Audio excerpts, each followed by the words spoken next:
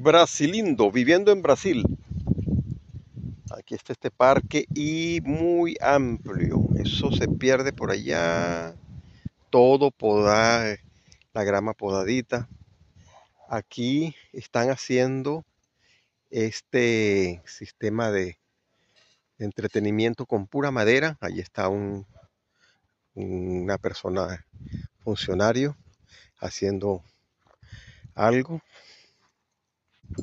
Y esto es casi como la casa de la madera. Pero por ahí van subiendo y para que jueguen y se monten, aquí salten.